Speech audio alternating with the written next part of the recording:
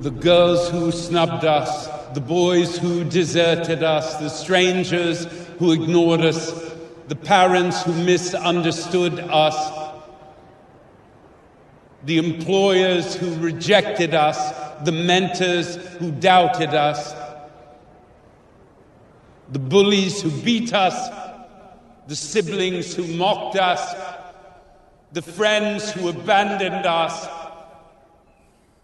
the conformists who excluded us, the kisses we were denied because no one saw us. They were all too busy turning their gaze elsewhere while I was directing my gaze at you. Only at you. Because I am one of you. Sorrow has no hierarchy. Suffering is not a sport. There is no final ranking. Tormented by acne and shyness, by stretch marks and discomfort, by baldness and insecurity, by anorexia and bulimia, by obesity and diversity, reviled for the color of our skin, our sexual orientation, our empty wallets, our physical impairments, our arguments with our elders, our inconsolable weeping, the abyss of our insignificance, the caverns of our loss, the emptiness inside us, the recurring, incurable thought of ending it all, nowhere to rest, nowhere to stand, nothing to belong to, nothing, nothing, nothing. Yes, that is how we felt. And just like you, I remember it all. But it no longer matters that the world took issue with us. For now it is us who shall take issue with the world. Happy heresies and welcome to the desert of the real. A moving speech by John Malkovich in the underrated New Pope series. It's actually a very positive speech, and you'll see why when I play the rest of it at the end of this intro. It's a succession. Oh, fuck off. Hey, fuck off. The speech is about us, we of the broken places, we sons and daughters of Hermes, the god of thieves, and Sophia, the goddess of smugglers. Like the ancient Gnostics, we were always on the margins of this predatory universe. But guess what? The world's collective psyche collapsed a few years ago, and suddenly the outside society matched our inside struggles. Everyone is late to our madness party. We're ahead of the effing game. Human beings are the only animal that forms ideas about their world. We must agree on what is real. Because of this, we are the only animal on Earth that goes mad. Western society's materialism has always brought copious levels of depression, suicide, mental illness, and addiction. And it's only gonna get worse by archonic design. The Wetiko mind virus is just spreading across our collapsing civilization. That's what the Matrix does. It weaponizes every idea, every dream, everything that's important to us. But we eat nervous breakdowns for breakfast, and we've learned to make the Wetiko mind virus work for us. As Robin Williams once said, you're only given a little spark of madness. If you lose that, you're nothing. Don't ever lose that because it keeps you alive. You're inside the maze now. You cannot escape. Welcome to madness. So in these last days of human consciousness, we can flourish and help the least of our brothers because we know the depths of hell so well. As Oscar Wilde said, we are all in the gutter, but some of us are looking at stars. At the same time, Jung did write, Mercury is something like the Godhead, but is found in the sewers. And as the caterpillar told Alice, you are a terribly real thing in a terribly fake world. And that, I believe, is why you are in so much pain. Love isn't gonna save us. It's what we have to save. Pain makes us strong enough to do it. All our scars, our anger, our despair, it's armor. Like the Wetiko mind virus, our pain is something we've transmuted into inspirational gold. As far as the gutter or the sewer, it was Philip K. Dick who talked about the real divinity being the God in the gutter. It's time for we of the broken places to lead the way out to those that want it in this sinking ship of fools. As Juan Culiano wrote, the point of Gnostic knowledge was to use it. It was meant to change the world. I'm not locked in here with you. You're locked in here with me. In the Cathar myth, Satan and his angelic horde are cast out after their failed Kendall Roy celestial board takeover. During their exile in the void, they run into this thing called matter. Satan decides he'll use this substance to fashion his own heavenly corporation. During the process, Lucifer is unable to animate Adam and Eve, the first of his slaves. He comes up with the politician idea of double-crossing some of his angels and places their essence inside humanity. In other words, Gnosis makes us all fallen angels. I was pressed down like coal. I suffered. That's what an angel is. Dust pressed into a diamond by the weight of this world. You crushed me. After all, in the Cathar myth, fucking over some of these angels results in their redemption and blowback at the end of time. Thus, awakening is the greatest rebellion against the heavenly order of this dimension. And even Irenaeus said that the Gnostics were worse than Satan, because at least the devil doesn't talk smack about God and his creation. All of this is the best news you could ever have. When you know nothing matters, the universe is yours, and I've never met a universe that was into it. The universe is basically an animal. It grazes on the ordinary, creates infinite idiots just to eat them. You know, smart people get a chance to climb on top, take reality for a ride, but it'll never stop trying to throw you, and eventually it will. There's no other way off. And even more good news is the revelation that we must eradicate the mind killer that is fear, that our lives stretch far beyond our egos, and that death is an illusion. As Jesus says in the Gospel of Thomas, with Gnosis, you will never taste death. On a dark, ironic side note, Juan Culiano was discussing this very saying the day he was assassinated by Romanian Secret Service at the University of Chicago. Oh, fuck off. But back to my musings.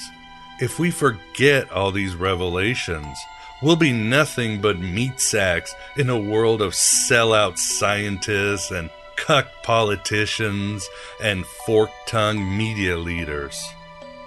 This is it, and I'm glad you're here with me, Miguel Connor, your Pompadour of Gnosis, to never forget and keep remembering here at Aeon Byte. Do what you want. Take what you want. Gods make rules. They don't follow them. To keep our third eye on the ball, we have the aeonic honor of interviewing Tim Wyatt on his new book, Everyone's Book of the Dead. The work is a thoughtful and well-researched treatise on preparing for death, reincarnation, karma, NDEs, astral flights, and all the other essential woo-woo you'll need to fly and embrace Sophia when she calls back her children for that last final war against her demented son. As German writer Jean Paul Richter, quoted by Tim, says, "When we die, we shall find that we have not lost our dreams, but that we have only lost our sleep." There are far worse things awaiting man than death. Get ready for an intriguing and useful interview with Tim, so necessary as Samael and his Kelipot continue to ramp up their psychic wars against us. Desperate and unoriginal, fumbling for tired propaganda and outdated shibboleths. Many meat sacks are still buying all of this for that safety in numbers fallacy. It was Robert Heinlein who wrote, "Man is not a rational animal. He is a rationalizing animal." Quietly yearning for what you don't have while dreading losing what you do. For 99.9% of your race, that is the definition of reality. Desire and fear, baby. But we of the broken places are beyond rationalizing because our pain is alchemical inspirational gold. As Rudolf Steiner said, wisdom is crystallized pain. And as Jung wrote, the reason for evil in the world is that people are not able to tell their stories. Guess what, you bullies and abusers and fucking social potentates? We can now write our own gospel and live our own myth as the world collapses and this becomes the playground of Hermes. Billions of people just living out their lives, oblivious. Stop denying your potential and start realizing you are a god in the becoming, even if you're stargazing in the sewers with Mercury. As the saying goes, an artist is not a special type of person, but every person is a special type of artist. And that goes too for an entrepreneur, inventor, parent, or whatever your higher self has prepared for you. Jung also said that free will is doing exactly and joyfully what we are meant to be doing right now. And you're so close, and you'll be free, and you'll be truly alive. Oh, fuck off. I'm with you in 2022, with cooler content than ever, and so many risks, because, as the cliche goes, everything you want is on the other side of fear. And fear is just wanting to control life, which we were never meant to control, but experience and go with its flow. You, as you know yourself, are not the final term of your being. Let us look at more stars from the gutter with our interview with Tim. And here is the second part of John Malkovich's speech from the new Pope.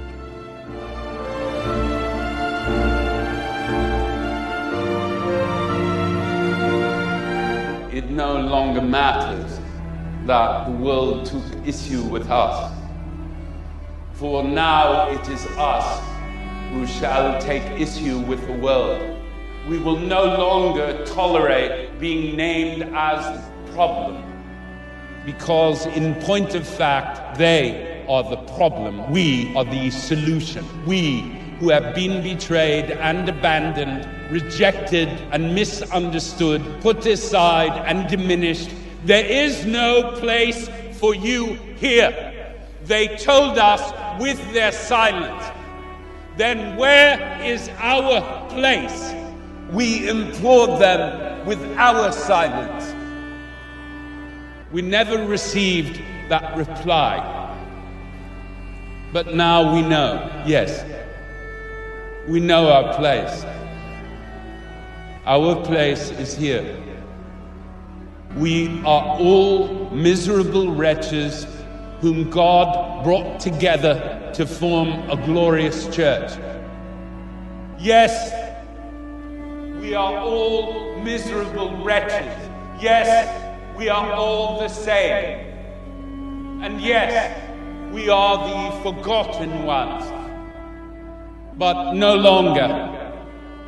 From this day forth, we shall no longer be forgotten, I assure you. They will remember us. This is the Aeon Byte interview, and with us we have the pleasure of being joined by Tim Wyatt to discuss his book, Everyone's Book of the Dead. Tim, thank you very much for coming on the show. Well, thank you very much for inviting me on, Miguel. Pleasure's all ours. I really enjoyed your book, and you've hit on a lot of themes that I have been discussing this year. Very important things as we try to move forward as a society and a culture instead of stagnating as we've been, especially recently. But with us too, we also have the Moondog Vance. Vance, how are you doing? I'm okay. And looking forward to this interview because I took a couple of stabs at the Tibetan Book of the Dead, and it's kind of tough to get through.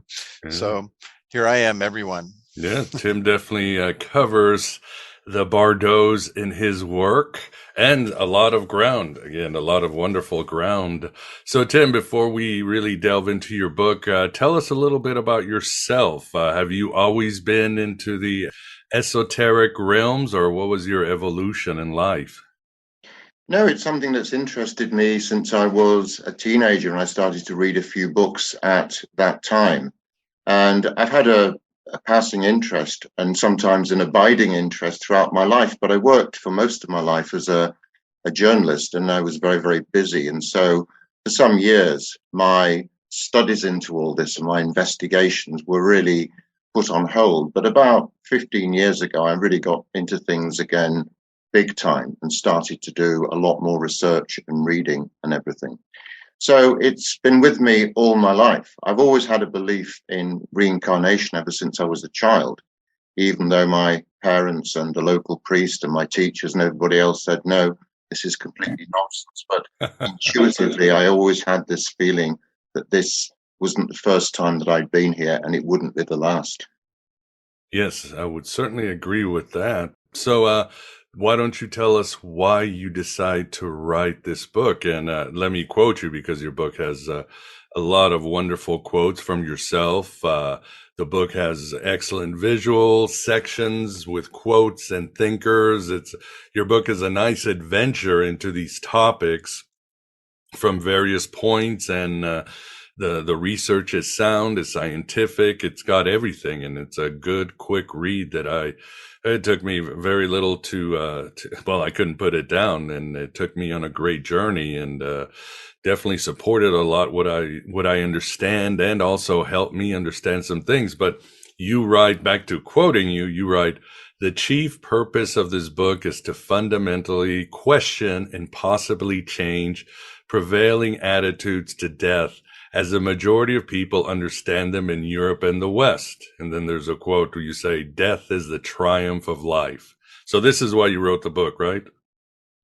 Yes, I wrote it for a number of reasons. The chief one being that I wanted to take the fear out of death, because when you talk to a lot of people here in the UK and in other Western countries, death is always accompanied by fear.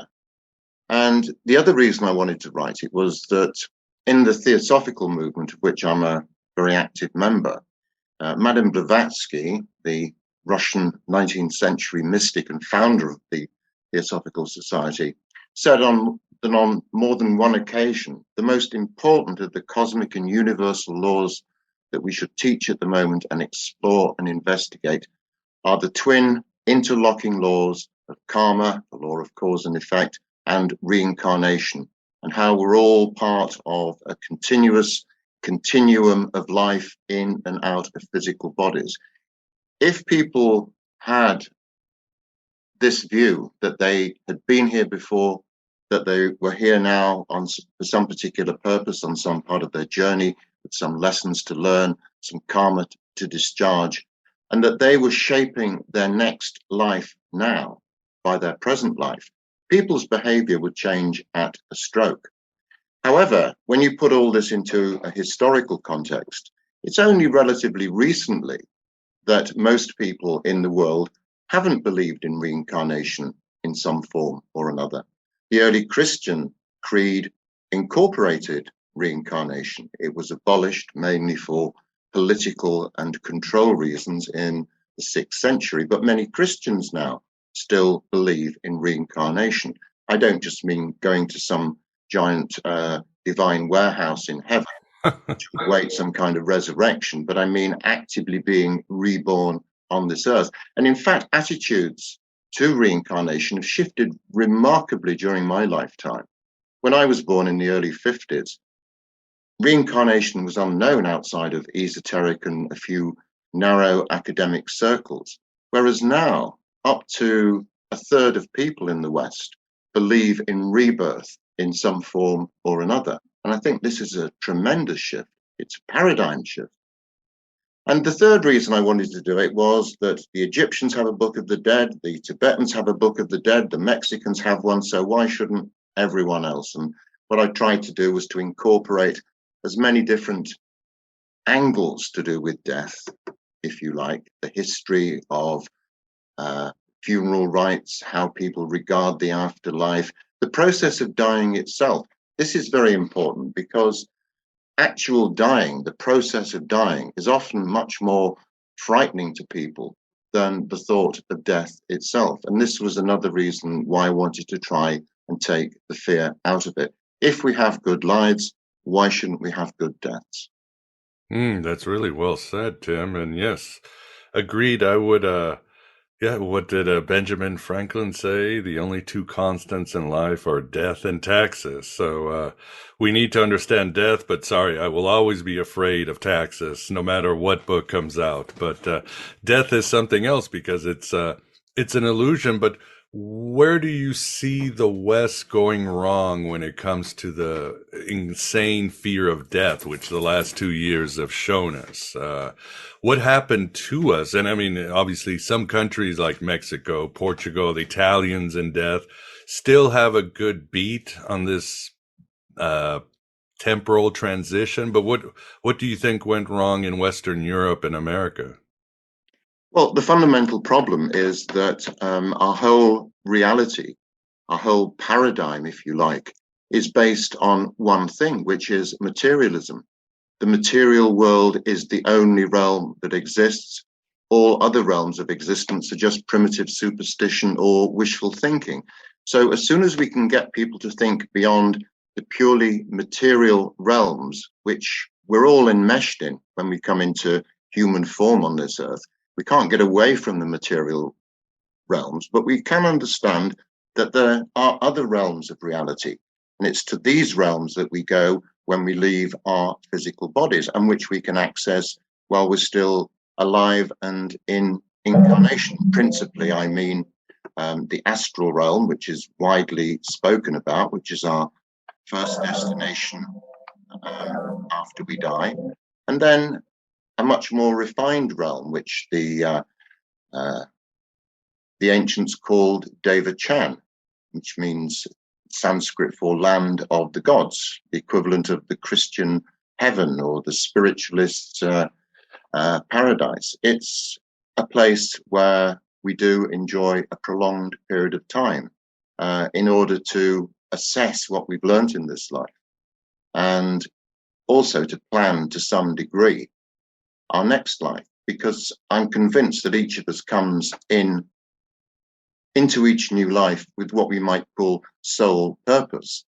The problem is that people don't understand what this soul purpose is, and often they don't understand it till very late in life, or not at all. And this is because people see things purely in this materialistic world. We're just encouraged to go out, earn money, to buy things that we don't need, to impress people we don't like.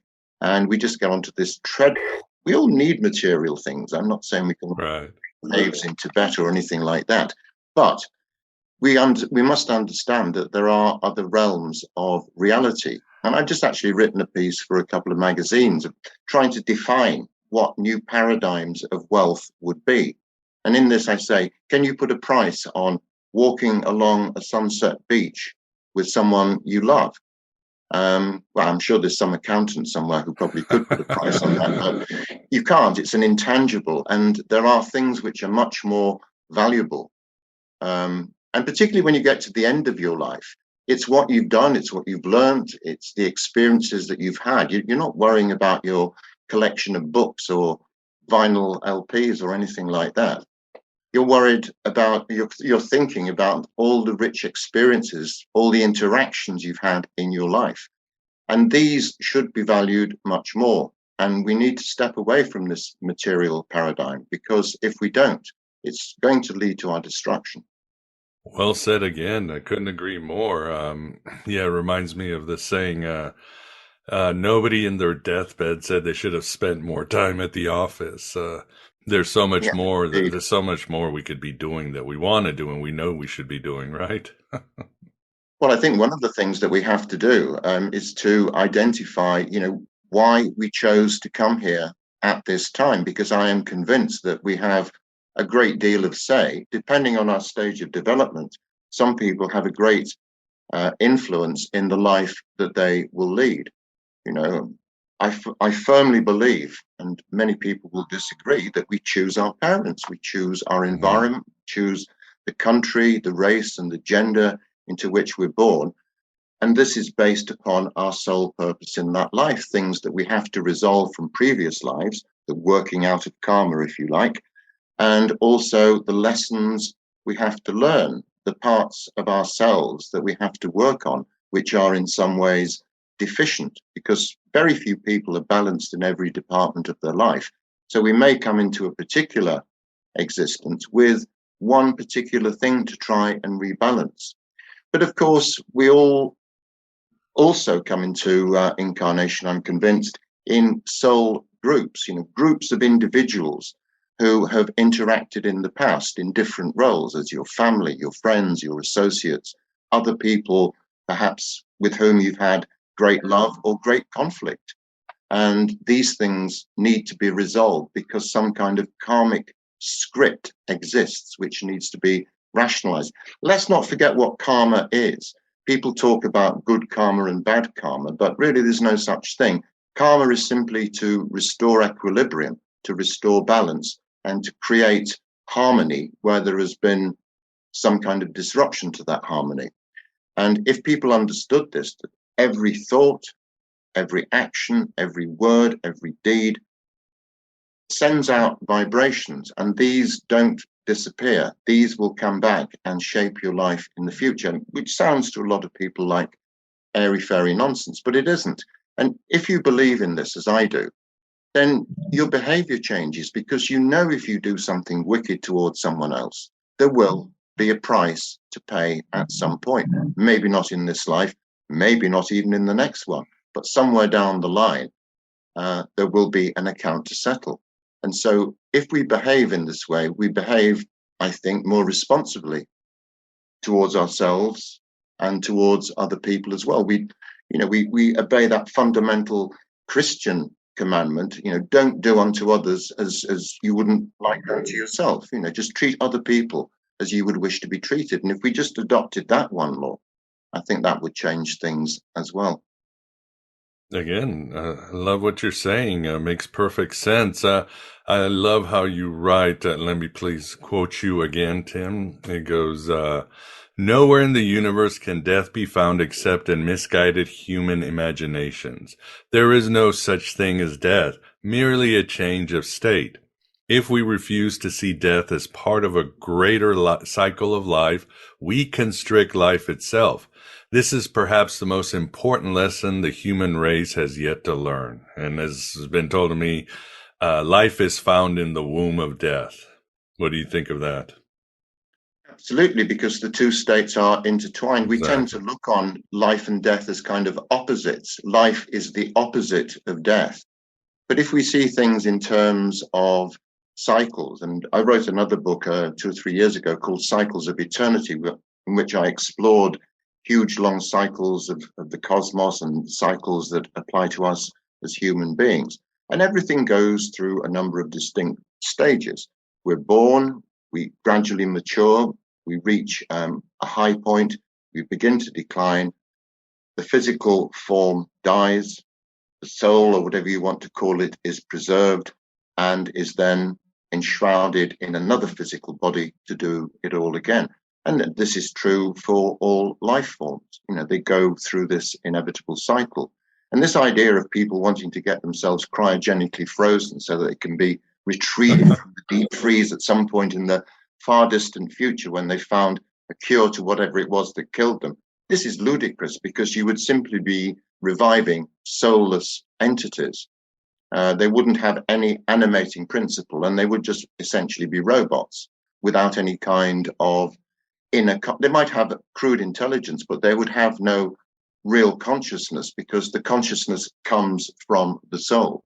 And this is the guiding principle. We're not bodies who happen to have souls attached to us. We're souls who happen for the next few decades to be inhabiting a human body. And we should see it that way around, that we are principally spiritual beings, souls. We're not principally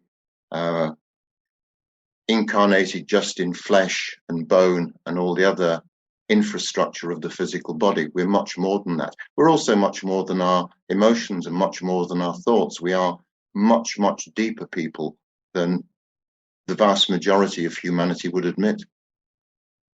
I love it. And just we want to unpack some of these ideas, karma, reincarnation, and so forth. But that might be the question, how do we get to understand our soul's purpose or remember past lives? For example, I don't think I've had any past life memories. I do when I write about when I'm falling asleep. I have, as Eliphas Levi said, hypnagogic states where I think I'm somebody else that I've never seen in TV or met. And I have these visions of places that I've never been, and it's very real. And then I fall asleep. I'm in the liminal places.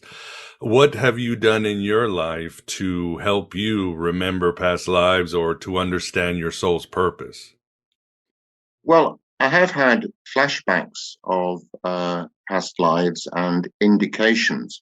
I also, about 15 years ago, when I started to investigate death in a major way again and start lecturing about it and writing about it, I went through 3 regressions, hypnotic regressions, in which I recalled all sorts of different lives.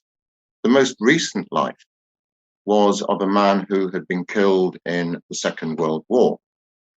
But I checked him out, and I checked out the street where he was supposed to have lived, and the factory where he's meant to have worked, and his name and everything, and it doesn't check out at all.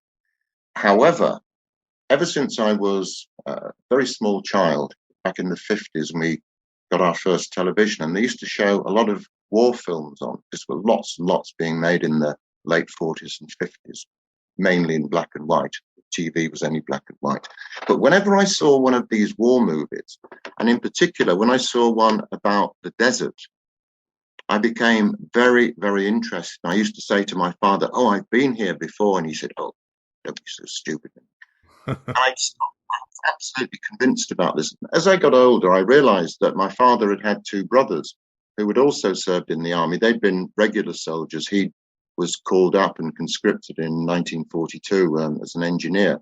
But his 2 brothers had both served in North Africa, and one of them was killed in April 1942, a man called Joe Wyatt. And as the years have gone on, I have become more and more convinced that, I'm not saying this definitely happened, but I've become more and more convinced that either I was associated with this individual in some way, or I was this individual. Now, there is no proof for this, and it's purely an intuitive feeling on my part. And this, of course, Miguel raises another important question, because people are very skeptical about reincarnation, saying, okay, if it's true, why can't I remember my past lives? Or else they say to you, well, if reincarnation exists, where's the proof? And this is very, very difficult, because these people are asking you to furnish physical proof of a process which is essentially non-physical.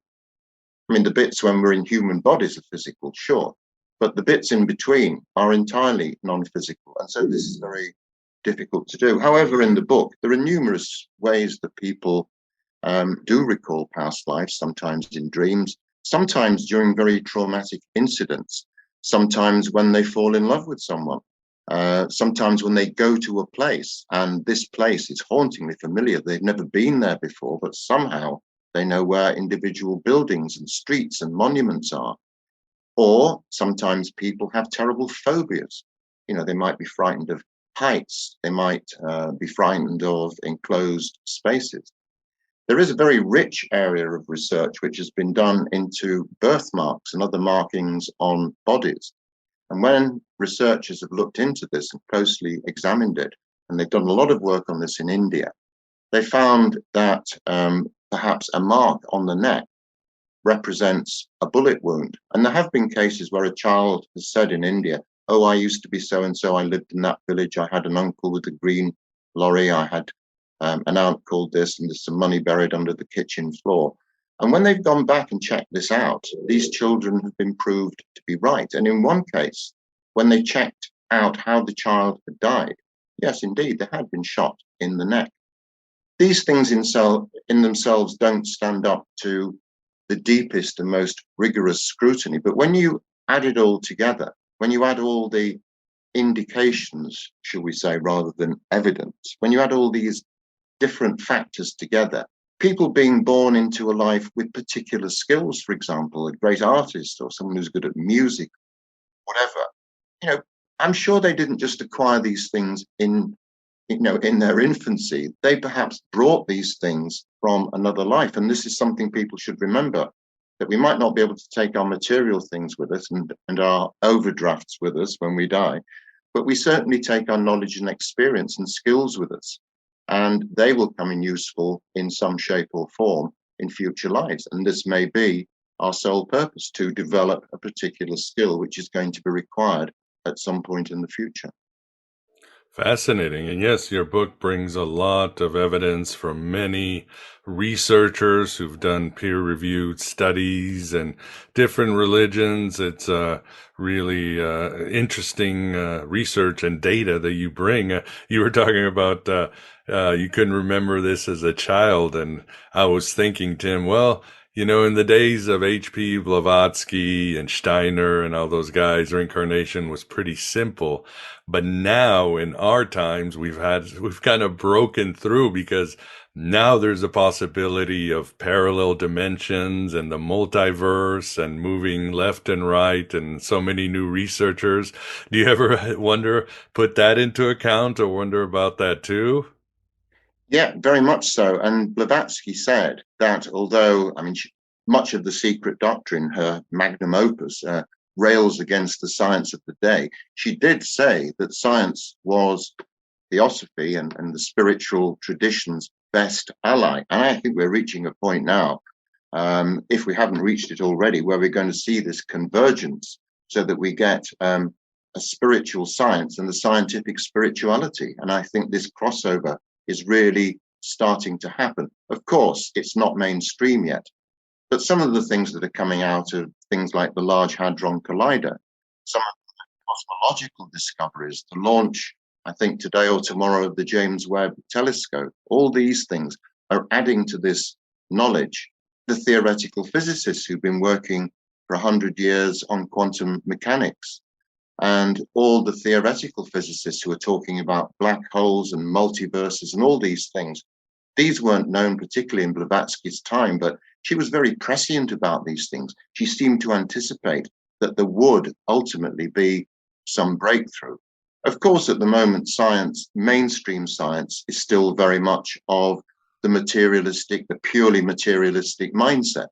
But I think things could change very, very quickly indeed. And it may be that world events and the needs of this planet dictate that.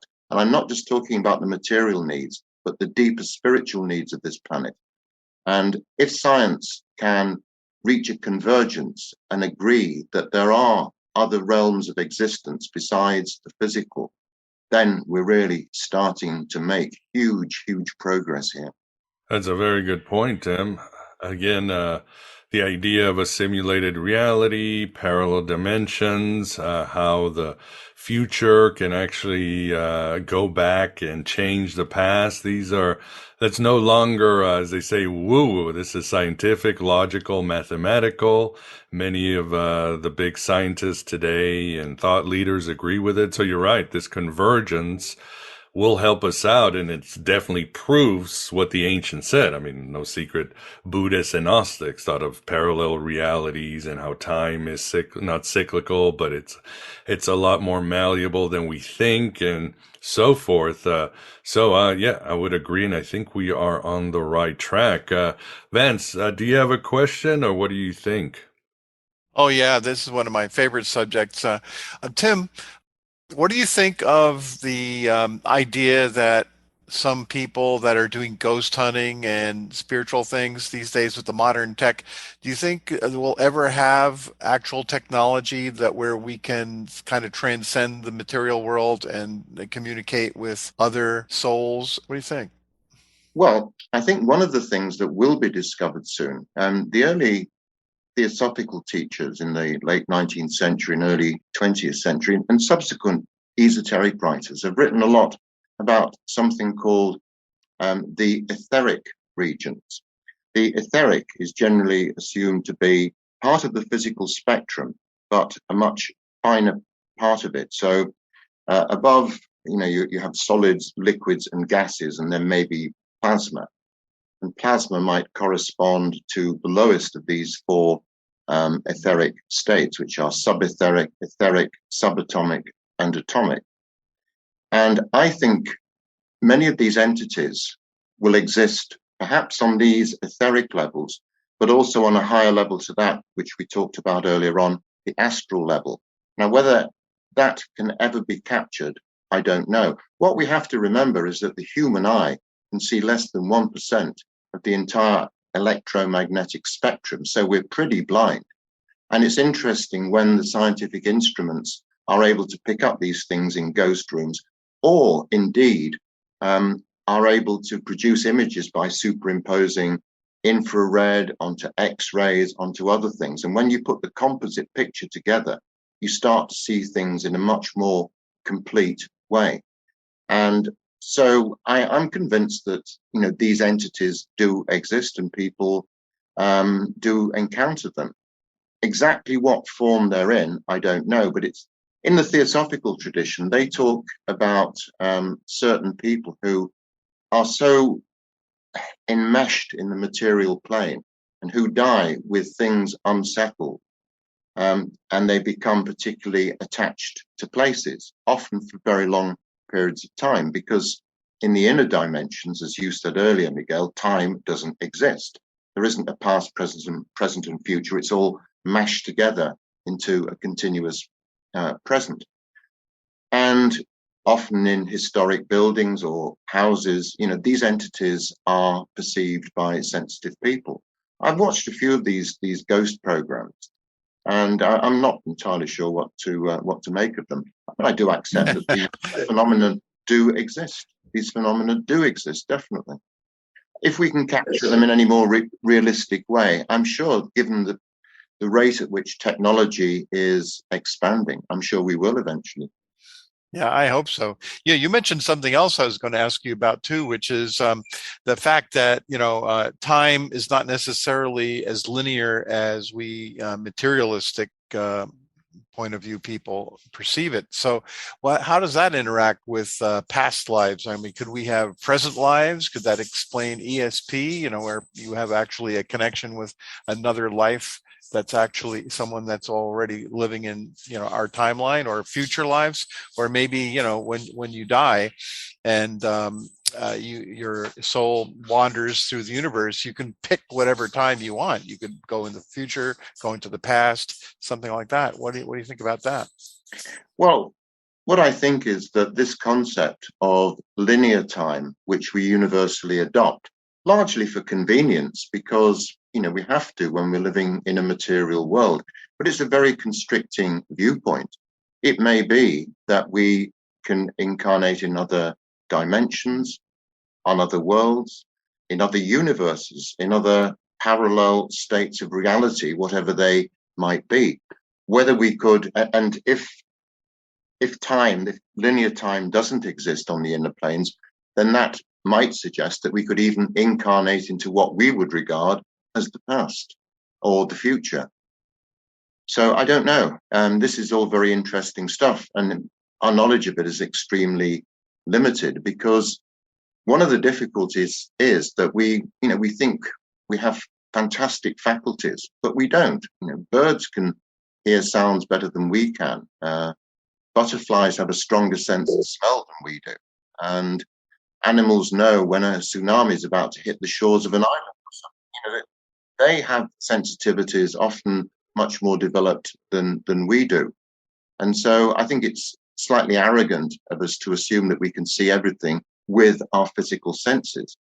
But I think our intuition eventually tells a lot of people, and this is increasingly happening now. I think amongst children who are being born now, they have a greater sense of intuition. And I think they intuitively understand a lot of these universal laws much better than I did or my parents did, because I think an evolution is taking place very rapidly on this planet. This may be because of necessity. It may be natural. I don't know, but I perceive it. And I think it's all for the good. Yeah, I agree. Yeah, interesting. Yeah, what did Philip K. Dick call it? Philip K. Dick call it remembering the future. And your book has a section of individuals who either believed in reincarnation or had some supernatural events. For example, I'm thinking of the story of few people know where Alec Guinness came to James Dean and had a premonition, says, "Don't get on that ride." And James Dean didn't listen to him, and well, he died in the crash. And the one I didn't know about, Tim, is you say that Abraham Lincoln dreamed of his death or his assassination. Indeed. Fascinating. Yes. And also the details of the dream were very, very accurate, because he saw himself lying on a catafalque in a particular room in the White House being guarded by sentries. And he asked one of the sentries, "Who is there?" And he's informed someone shot the president. But there have been many cases of this. One of the examples I quote in the book is of the Titanic disaster in 1912, when that large vessel sank on her maiden voyage. It's amazing the number of people who a day or two before cancelled their trips across because they had all sorts of different feelings that something bad was going to happen. A couple of decades before that, someone had written a book which almost mirrored in precise detail not only the location but the type of vessel. It was a novel, it was a piece of fiction, but it actually predicted all the key events of the sinking of the Titanic. And people had dreams. A number of people knew they weren't going to survive this trip and wrote their wills. Why they got on the boat if they had such strong convictions, one can only ponder. But they did, they perished, and they left their estates in order. So this idea of predicting the future becomes very real if we can access realms which don't obey the laws of linear time. If there is, there's something that esoteric people talk a lot about called the Akashic Records, which exist in the astral planes. And this is a record of everything that's ever been thought, done, said in the history of humanity. It's just like a giant library. And some people, it is said, can access this or access parts of it. And therefore, that explains an awful lot of things. Oh, agreed. And yeah, as Plato said, all learning is remembering in some way or another. Yeah, and I agree with you too. I think, and Vance, that all of us are really humans are telepathic. It's scientific in a way. Our species survives before this ability was repressed. Like you said, animals can predict tsunamis or earthquakes. They can do things that seem to be magic that defy science. And but speaking of telepathy, do you feel? I know you touched a bit on this book that maybe our fear of death might be something going back to Atlantis, or do you think that's when the trouble started?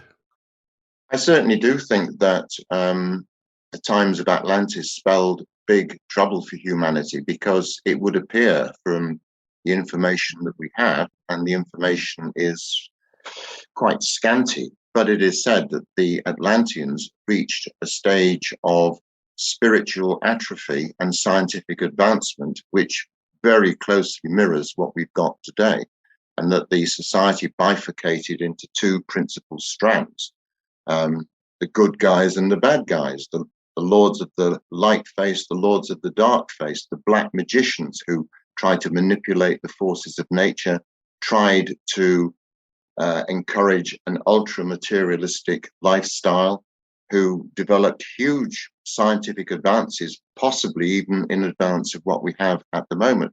But this is where the rot set in. This is where humanity's spiritual evolution went off kilter. Maybe this was part of the plan. Maybe this had to happen. Maybe humanity had to experience these things. But it strikes me that there are, and I've written about this, is that there are very, very close parallels between what was happening then and what's happening now. I mean, people in the last 40 or 50 years have seen more scientific advances than in the previous hundreds of years.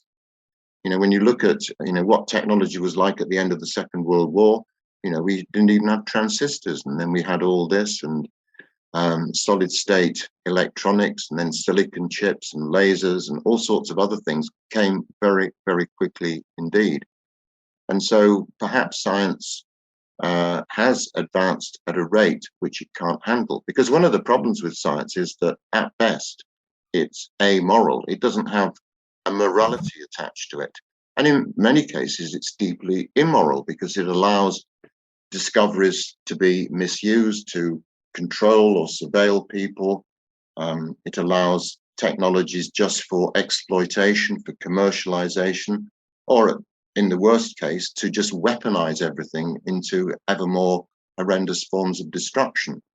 So science has got to look to itself to actually create some kind of morality.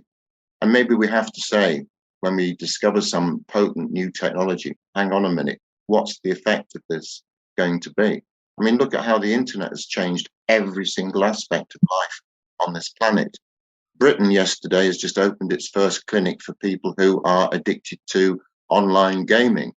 I gather other countries have done this before us, but this shows how the technologies intrude into people's lives very, very often. And the irony I always find with a lot of this stuff is that these tools, which were meant to unite us and to help us to communicate more effectively with each other, in fact, end up alienating us from one another and creating divisions, electronic and digital divisions between people, rather than creating a wider network of people. That's just a personal view anyway. No, I think you're onto something, and it's evident by how we've become so fragmented today, for sure. And my next question is, all systems have the journey of death, again, from the ancient Egyptians to the Gnostics to the Buddhists, this long journey after we die. I guess the Christians at least kind of made it a one bus stop. You die, you're in heaven or hell. But could you explain to the audience what exactly happens when we die according to H.P. Blavatsky? Okay, I'll keep it brief, because it can get very, very complicated. But according to the Theosophical and allied traditions, and most modern esoteric traditions more or less agree with this, there are variations. When we die, our astral body, which is an exact counterpart of the physical body. You might look on it as the software in your computer. The laptop is the physical body. The software in it is the astral body. It provides an imprint, a blueprint for the physical world. Our astral body leaves the physical body and goes to the astral plane. Back on Earth, the body still has a certain life attached to it, which is called the etheric body. People might call this the aura. This tends to disintegrate between 24 and 48 hours after someone dies. When we arrive in the astral plane, it's often said to be divided into a number of different regions. Sometimes it's referred to by its Sanskrit name as karma loka. Karma is not like karma as in the law of cause and effect. It's actually pronounced kama, K-A-M-A, and it means desire. And the astral world is essentially a world of emotions and desires. In terms of our physical journey, or our spiritual journey rather, it's here where we would spend a certain amount of time, which could be anything from a few hours to hundreds of years. And it's basically a place of reassignment and of consolidation, and a certain amount of refining goes on. And particularly wicked people will tend to spend longer in the astral planes than people who've led better lives. It's a place of purification. It corresponds to some degree to the idea that Christians have of a purgatorial realm, a purgatory, where people are shoved into fires. But I think that's rather a literal way. It's here where the best of our emotions and all the other things about our astral bodies are eventually refined and stored into something that Theosophists call a permanent atom, which will be like a seed with all the astral stuff in it, which will be revived along with other permanent atoms like physical atom when we're reborn again. Now, some people who don't have any kind of spiritual aspirations whatsoever will probably tend to reincarnate fairly quickly, and after spending only time in the astral realms rather than the higher realms, because there will be no reason for them to go to the higher realms, because it will be alien to them. People without any kind of spiritual intimations at all within their lives wouldn't have any need to go there. So some people could be reincarnated very quickly after death. It's said that on average, the average person, and this is what Madame Blavatsky said, would spend the equivalent of a third of their earthly life. So if the average age is, say, 75, people would spend the equivalent of 25 years in the astral realms. But of course, time doesn't exist there, so it's not necessarily a very meaningful thing.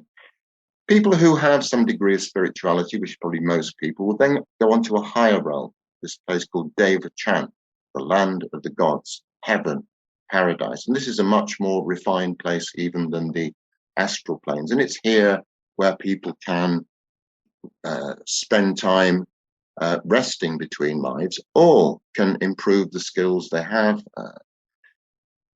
and do all sorts of other things as well. But what we have to remember is that these places are not physical places. They don't have form. They are subjective realms, and they are based upon our own beliefs about this. They are subjective. Therefore, a fundamentalist Christian who believes in hellfire and damnation and the devil will probably see that to some extent when they get onto the astral plane. Some guy with a trident and a tail trying to shove them into a furnace. Because it's about a self-fulfilling prophecy. If people believe in Jesus and angels, then that's probably what they'll see. Hindus and Buddhists and people from other faiths and traditions will have a different experience.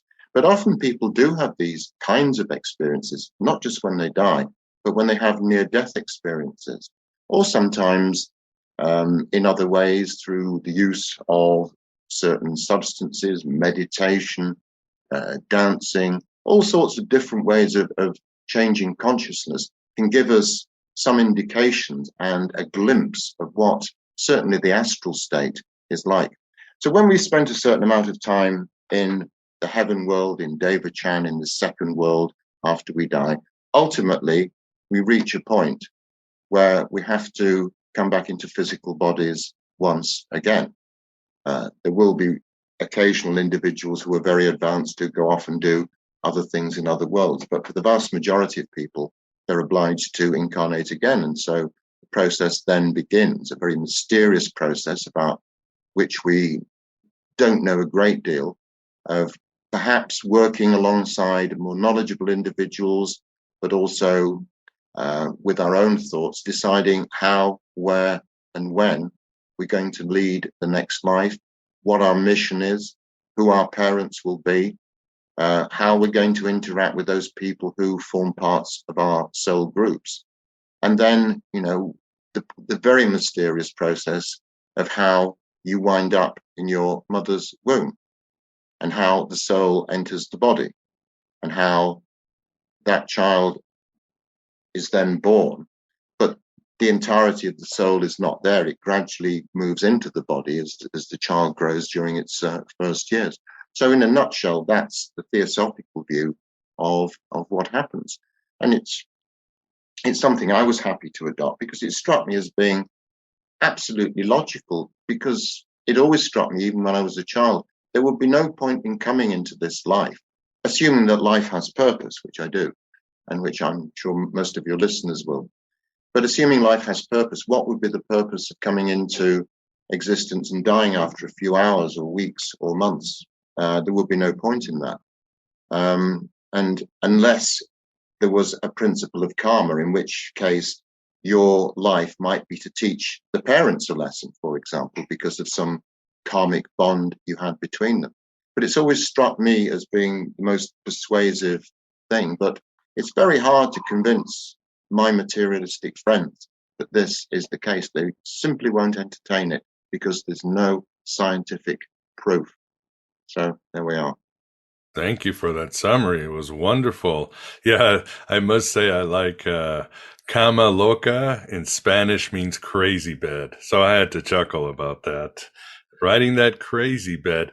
And one thing I like too, which explains a lot, Tim, people, again, like our mutual friend, Vance and I, Scott Smith, will say, well, how come there's 7 billion people now, but there was a time when there was only 1 million people and this and that. And you try to add up the math.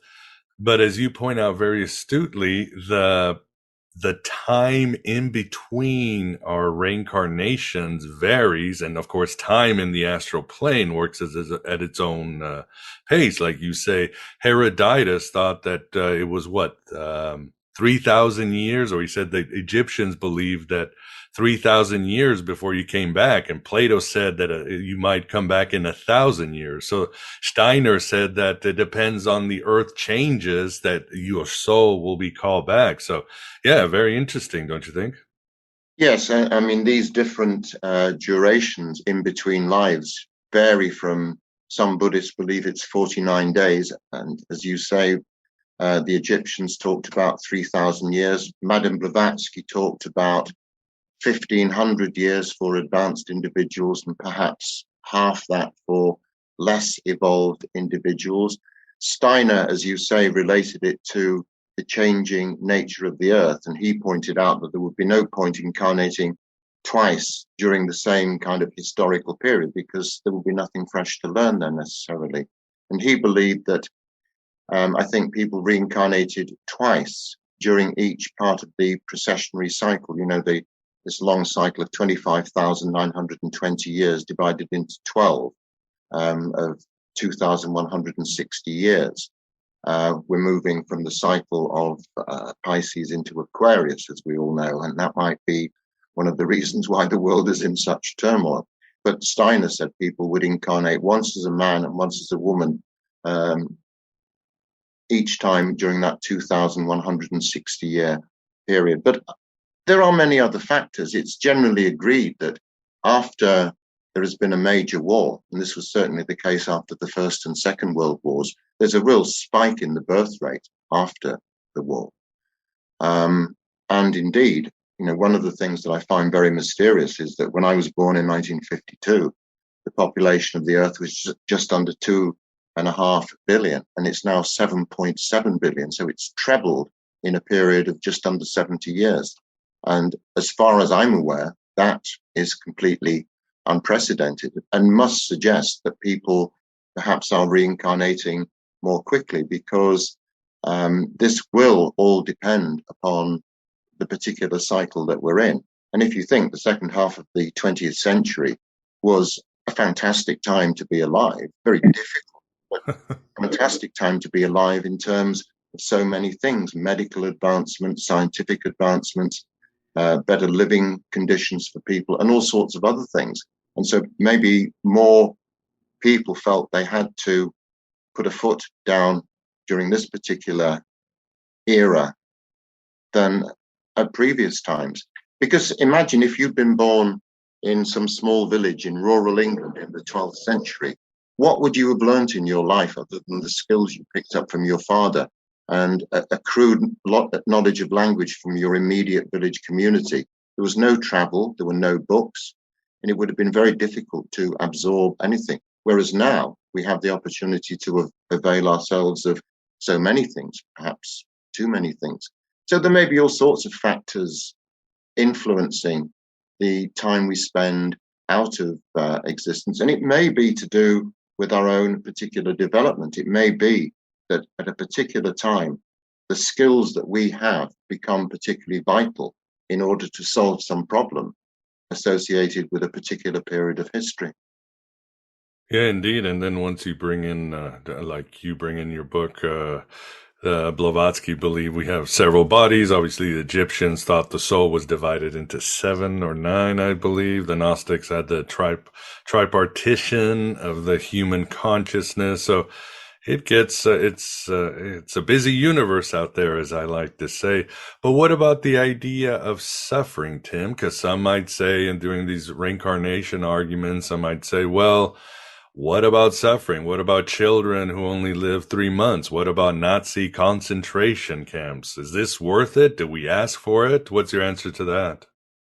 Well, I deal with this to some extent in the book. And just after the war, a man called Air Chief Marshal Dowding, who had been head of the RAF during the war, gave a talk at the Theosophical Society in London.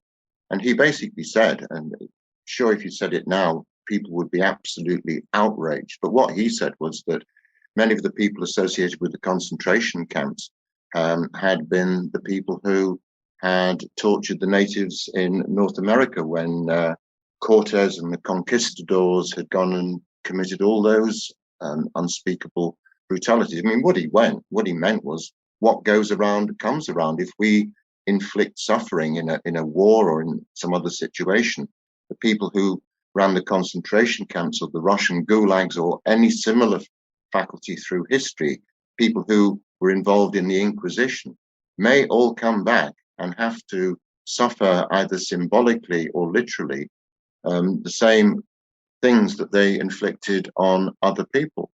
Eckhart Tolle, the well-known American writer, has a great quote on this. He says, "Suffering is most people's only spiritual teacher." And it's only through suffering that we actually learn lessons. And if we're suffering, the most important thing to remember is, oh, not poor me, isn't it terrible? Aren't I the victim? But what caused the suffering? What imbalance did me personally, what did I do to create this? Because nothing is thrust upon us accidentally. You know, we don't live in a random, accidental, purposeless universe. Things happen for a reason. And if we have to suffer in some way, and it can be numerous different ways, it can be financially, it can be in terms of emotions, it can be in terms of health, it can be in terms of an automobile accident or a victim of war or plague or famine or anything like this. But none of it happens accidentally. It's all part of a giant plan and an interlocking network of energies and forces and causes which have produced this. It hasn't happened by accident, which is why, and again, I hesitate to say this, but you have to question the nature of victimhood. And as a journalist, one of the things I've become very aware of over the years is the media, notorious, loving to create victims. Oh, yeah. You know, and I don't like this. I think victimhood is one of the most unpleasant things people can inflict upon themselves, you know, because they, you know, there are people who have a terrible, terrible life. And it's all very well to say, okay, you did this because you murdered someone back in the 17th century or whatever.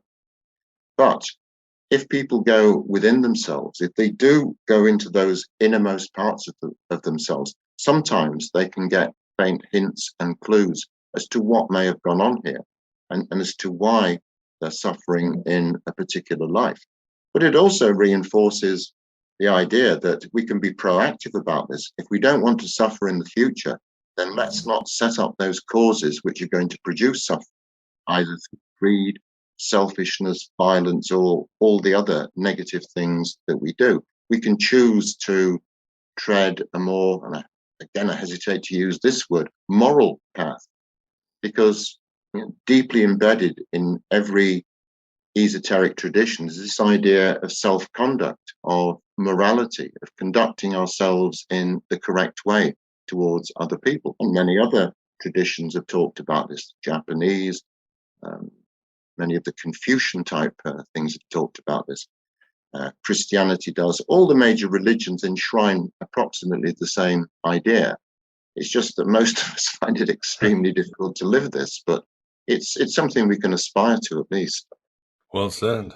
If we realize the mechanics of what's going on, then, you know, we know that if we put our hands in a fire, we're going to get burnt. So it's just a question of applying that principle a bit more widely. Well said. And do you have a website, or where can people find out more about you? It's firewheelbooks.co.uk, and the books which I have for sale are available from that. Awesome. Well, check it out. I enjoyed the book a lot, and we will have it, of course, this link in the show notes. Well, we are at the end. It's been a great conversation, intriguing, engaging, excellent. First of all, Vance, thanks for keeping us company on this journey. Oh, it's my pleasure. And hopefully I'm up another rung on that ladder in the cosmic communion situation. There you go. That's all we can do, step by step. Well, Tim, we really appreciate you coming on Aeon Byte to discuss everyone's Book of the Dead, and good luck with all your future work. Well, thank you very much, Miguel, and it's been nice to talk to you and Vance on this show. Thank you very much for asking me. Pleasure is all ours. Thank Yeah. you. And there you have it, you spiritual entrepreneurs. The first part of our interview with Tim Wyatt. In our second part, Tim discusses how suicide plays into his ideas of karma and reincarnation. Speaking of, he'll talk about the mechanics and perspectives of karma in detail, as well as the divisions of the human soul. Tim will address whether there is one consciousness, and are we just fractals or manifestations of it, and much more. So please become an AB Prime member, Red Circle subscriber, or patron at Patreon for the full past life recall. Only $6.99 for AB Prime, or $4.99 on Red Circle, or whatever you want to pledge on Patreon. Membership to AB Prime or Patreon mid-levels includes full access to more than 500 quality shows. You'll also get an invitation to the Inner Sanctum of Gnosis Facebook group and my Discord channel. Even support in the form of some shekel donations to PayPal or the US mail really helps. There is also a link on the show notes if you want to donate via Stripe now. I also have the merch store and an Amazon wish list. Finding Hermes is going strong, and so are our virtual Alexandria exclusive private meetings that include exercises loyal to the ancient Gnostics and a monthly intimate Q&A. If you want to understand and experience Gnosticism in its full impact and liberating secrets, become an official citizen of the virtual Alexandria. I've recently done presentations on the Sethians, the Jungian inner journey, the secrets of the serpent Gnostics, Gnostic sex magic, and why we live in Gnostic times, and covered a lot of Gnostic sects and their rituals. I know that's a lot, but I gotta stay spread out as I dodge archons and their projections. I'm also on Rockfin or Odyssey if crypto's your bag. If you need help with all these choices, just message my ass. I'm always here to help, and I truly appreciate your help. Thanks for being here. Thanks for being yourself, your true self, here in the desert of the real.